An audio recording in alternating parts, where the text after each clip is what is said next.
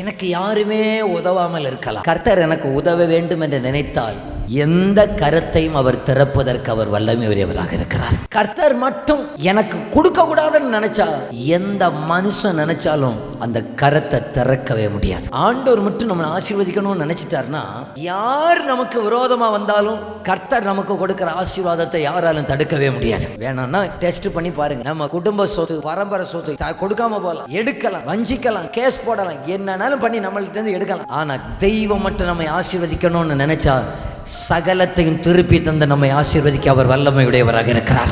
தெய்வம் நம்மளை ஆசீர்வதிக்கணும்னு நினைச்சா யாரு தடுத்தாலும் முடியாது. ஒருவேளை நியாயமாக வர வேண்டிய நம்முடைய பங்கு வராமல் போயிருக்கிறதே ஆனால் கவலைப்படாதீங்க.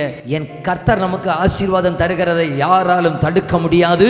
எல்லாரும் திரும்பி பார்க்கிற அளவுக்கு கர்த்தர் நம்மை ஆசீர்வதிக்கிறவராக இருக்கிறார். மாறாக ஆண்டவர் மட்டும் என்னுடைய வருகிற ஆசீர்வாதத்தின் வாசல் அடைச்சிட்டார்னா சாவமா இருக்கப்பா, இவனுக்கு ஏதாவது செய்யணும், ஏதாவது உதவணும், யார் நினைத்தாலும் நம்மை ஆசீர்வதிக்கவே முடியாது.